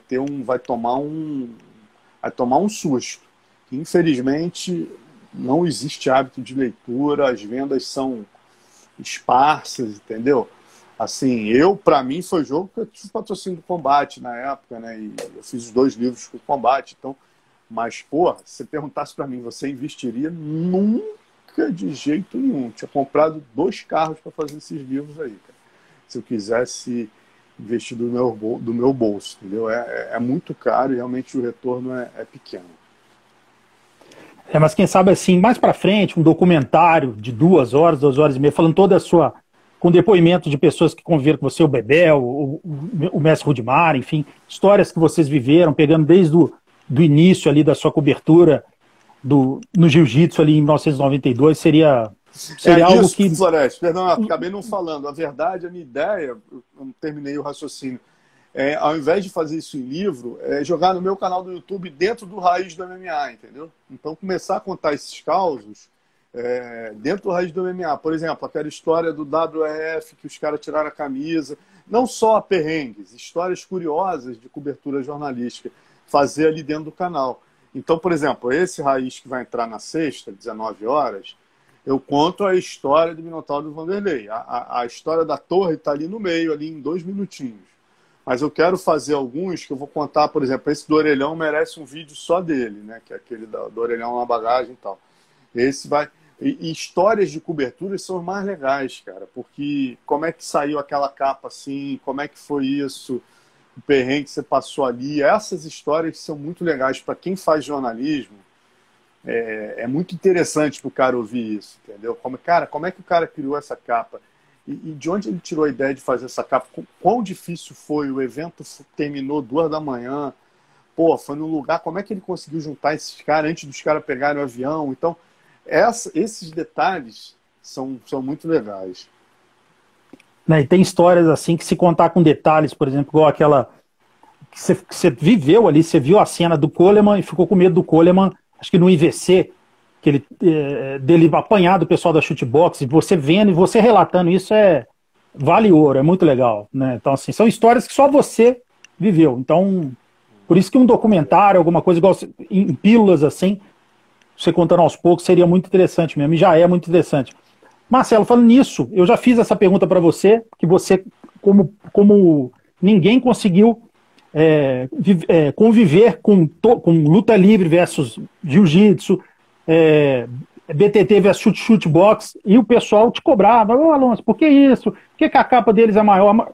Agora, teve algum momento que realmente alguém chegou para você: pô, Alonso, por que o deles foi capa e o nosso é página do meio? Por que o deles foi 5 páginas e o nosso foi 3? Teve algum caso assim, engraçado, que alguém te cobrou um assim, se você puder lembrar, que o cara te chamou no canto: pô, Alonso, porra, o deles é capa, o nosso só página do meio? Teve algum caso assim? Cara, por incrível que pareça, né? Coisa curiosa. Eu tenho muito mais história pesada no mundo do jiu-jitsu. Entendeu? Foi até eu acabei meio que me traumatizando com o jiu-jitsu, né? Porque eu vivi, você imagina, eu fui editor da Tatame, amo jiu-jitsu, treinei, 12 anos jiu-jitsu na minha vida. Mas você perguntar pra mim assim, cara, um momento assim você para de cobrir jiu-jitsu, por que que é? Cara, de certa forma foi esse trauma. Porque, cara, você vê, BTT e chutebox, milhões envolvidos, né, ali, mas os caras tinham um respeito profissional por mim muito grande. Eles sabiam que eu era imparcial. Por mais, por exemplo, eu estava no quarto do Luiz Alves. Porra, o Luiz Alves era da BTT, mas o Rudimar sabe que na hora de escolher a capa eu separava isso, né? E mesma coisa a BTT. Então, assim, os caras não tinham a cara de pau de vir me cobrar, até porque iam tomar uma patada, né? Eu nunca dei essa liberdade de... brincando é normal. Os caras chegam: pô, Alonso, de novo capa para BTT, tranquilo, mas sério, de falar: pô, eu quero a capa, isso nunca. Já no jiu-jitsu, não. Por incrível que pareça.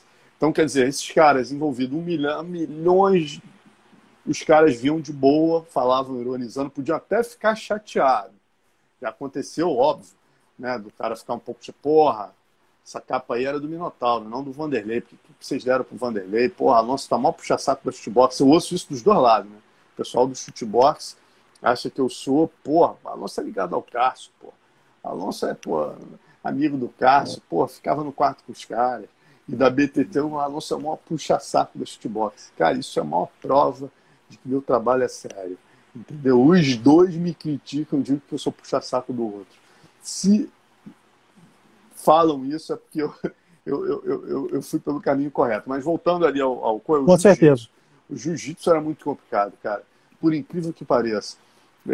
Muito ego envolvido, né? Ao contrário da luta livre, que, pô, meu irmão, o que saísse na tatame, o Hugo me ligava emocionado, Eugênio, os caras, porra, lá fora, no Japão, pô, os caras ficavam numa felicidade, cara, numa gratidão. O jiu-jitsu não, porque o jiu-jitsu, ele tinha a seguinte postura: a tatame, esses veículos existem graças ao jiu-jitsu.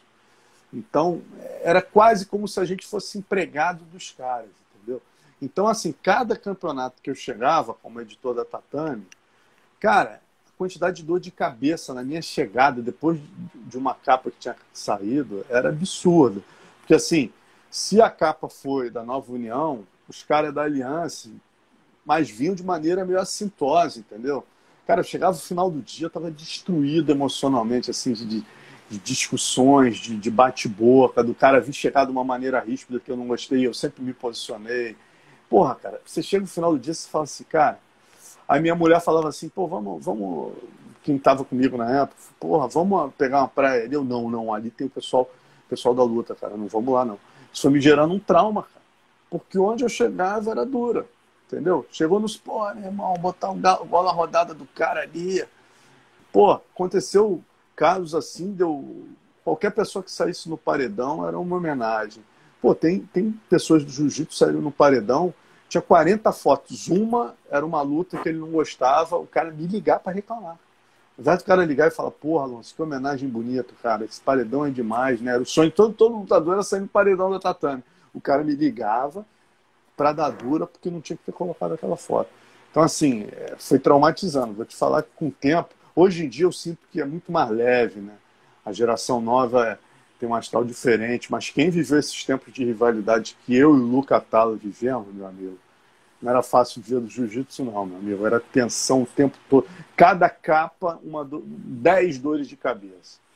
Cada capa você tinha umas 10 discussões que você tinha que fazer para explicar a capa, ou explicar uma foto, por que tu botou fulano, não botou Beltrano. Você vê como a mentalidade perdura, sem citar nomes.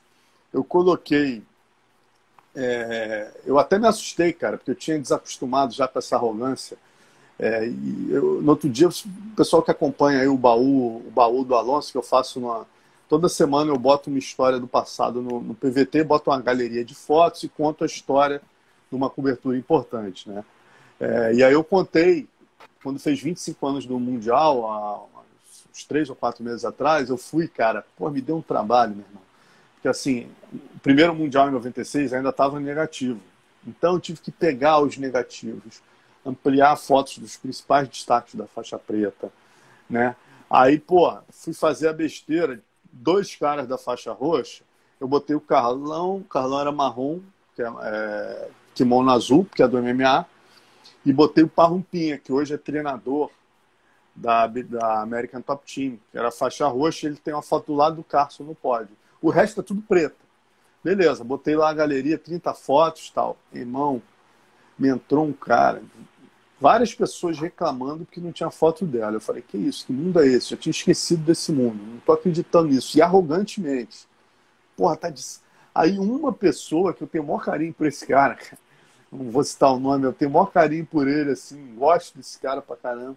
Mas é aquele ranço, né? Disso que eu tô te falando do jiu-jitsu. O cara entrou, esse é o termo. Alonso, tá de sacanagem. Botar foto do Parrupinha, eu já era marrom. Não falou do Parrupinha, tem foto de roxo, eu já era marrom. Fui destaque da parada, tá de sacanagem. Eu falei, então tu vê que coisa de maluco, cara. Eu não vejo o cara há 20 anos. Ele entrou, não falou bom dia, ele falou, tá de sacanagem, Alonso. Eu falei, meu irmão, me erra. Entendeu? Perdi a paciência já com esse tipo de falta de noção, entendeu? De não saber respeitar o jornalista e saber se colocar no seu lugar. Alonso, estou indo para as perguntas finais. Agora fazer aquelas perguntas de palpite mesmo, né, sobre o atual momento do UFC. Você acha que o John Jones pode ser campeão dos pesados? Ele tem tudo para ser? Ou você acha que ali o negócio já vai ser um pouco mais difícil para ele? Qual que é a sua visão sobre o Jones nos pesados? Cara, eu tenho aquela visão que, assim, obviamente, o cara subir de categoria é um novo mundo, né? O John Jones, qual o maior ativo dele? É a velocidade, a precisão nos golpes, mas é o que? O volume. Então, dentro da categoria onde ele estava, ele podia jogar com velocidade, volume, raio de ação diferenciado, né, cara? O cara tinha uma envergadura monstruosa para a divisão. Então, quais eram os ativos que faziam dele realmente, além dele ser um gênio, acima da média? Envergadura, velocidade e volume. Esses eram os principais ativos do John Jones. Quando você sobe para a divisão dos pesados, né, a gente tem que reavaliar isso. Você tem a envergadura, ele já não tem isso. A velocidade, ele já vai perder. Né? Então, assim, ele já perde um ativo. Por outro lado, ele ganha outro, ele ganha em punch. Né? E o volume? Cara, a divisão dos pesados é uma divisão onde o volume é importante. Qualquer divisão o volume é importante, mas existe, ainda mais tendo o Ngannou como campeão, a questão do one punch knockout. Né, cara? Você pode ter volume monstruoso. Se a mão do Ngannou entra no pé da tua orelha, tu apaga e só acorda quando o médico entrar no colo. Então isso tem que ser levado em conta, entendeu? Posto isso, eu não vou te falar assim 100% que eu tenho minhas dúvidas, mas pelo fato do John Jones ser um gênio, né, um cara acima da média, na minha opinião, o maior de todos os tempos, eu vou continuar apostando nele. Mas quando eu racionalizo e jogo todos esses fatores que eu joguei, eu digo que eu quero ver, entendeu? Eu não apostaria, não botaria dinheiro. Mas pelo fato de eu considerar o cara um fora de série, o maior de todos os tempos, o maior lutador de todos os tempos, por tudo que ele fez na divisão mais difícil que tem, eu acredito que ele ainda vai ser o John Jones e ainda vai ganhar esse cinturão. Alonso, agora a última pergunta. Eu lembro que da última vez eu fiz a pergunta, quem que você acha que poderia ser campeão? Agora a pergunta vai fazer o contrário. Quem dos atuais campeões que você acha que dificilmente vai perder a cinta durante um bom período? Aquele que você fala, esse cara nessa divisão, essa pessoa vai ser difícil de perder o cinturão. O Ngannou, o Usman, no feminino a Amanda, a Shevchenko, aquelas pessoas que você considera que dificilmente, durante um tempinho aí para frente, um médio prazo, dificilmente vai perder o cinturão. Cara, esses nomes que você falou aí, olha, eu acho que o próprio Davidson, a questão é ele continuar batendo bem esse peso. Eu acho que ele é difícil de ser vencido. A questão é quanto tempo ele vai continuar batendo saudável esse peso, né? O Usman é um cara também que eu não vejo ninguém chegando com armas para ameaçá-lo. A divisão dos meio-médios. Valentina Shevchenko, indiscutivelmente ali nos moscas. Eu gosto muito da Tatiana Soares, quero ver essa menina trazendo um wrestling diferenciado para essa divisão, mas eu acho que a Valentina está não um degrau, ela está a 2 degraus de todas as outras meninas. Eu quero ver se a Tatiana chega só a 1 degrau dela, mas eu tenho certeza que ela está a 2 de todas. Né? Amanda idem. Amanda, porra, não tem graça, né, cara? A questão é assim, quanto tempo a Amanda vai se manter motivada? Isso que me impressiona, ela se mantém, mesmo que a oponente não seja tão boa, ela treina, vai lá e se mostra cada vez melhor. Então, assim, esses são os caras. O Ngannou, eu não vou colocar o Ngannou nessa lista, por isso que eu acabei de colocar. Eu acho que o Jones, para mim, é o maior gênio da história do esporte. Eu quero ver o Jones nos pesados, né? Se o John Jones chegar bem nos pesados, eu acho que ele pode sim roubar o cinturão do Ngannou. Pô, Alonso, só te agradecer novamente, uma honra a nossa 6ª entrevista, né? Acho que já completamos 10 horas de entrevista ao todo, assim, e sempre uma honra conversar com você. Você sempre tem um tempinho aí, quando eu te peço, pô, Alonso, vamos fazer uma entrevista, uma live, pô, lógico, você escreve sempre isso, lógico, meu irmão. Então, assim, você é um cara sempre solícito com o meu trabalho, e aquilo que eu te falei, eu admiro você bastante pelo jornalista, pela pessoa que você é, e uma das minhas grandes alegrias é ter a sua amizade, e eu sei que você é um cara nota 1000. Muito obrigado de novo, meu irmão. Pô, o prazer é todo meu, Floresto. Pô, um prazer, cara, que papo contigo é sempre uma terapia aqui, né, cara? Agora eu vou encarar 1 horinha de valide aí, rir um pouquinho hoje, às 8 da noite aqui no PVT. E, pô, cara, você tá fazendo um trabalho espetacular aí, trazendo muita gente, né, da história da luta. Isso é muito importante para todos nós que vivemos da luta. O YouTube é uma plataforma espetacular, né? Daqui a 10, 20 anos, esse material que você está trazendo, que a gente também traz, vai estar lá. Então, você quer pesquisar, tá tudo lá. É uma livraria gratuita, né? Ao toque do dedo. Então, porra, sem precisar ler, na verdade, né, cara? Só precisando botar um fone de ouvido. Então isso é, porra, espetacular aí teu trabalho. Continue nos brindando aí com essas matérias excelentes, reportagens excelentes que você tem feito. Né? E sempre conte comigo aí, meu amigo. Sempre que quiser bater um papo, estamos aí.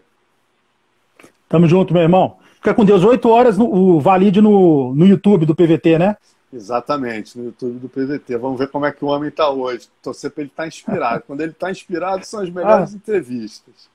Com certeza, imperdível. Fica com Deus, meu irmão. Muito obrigado. Um abraço, galera. Abraço. Valeu. Os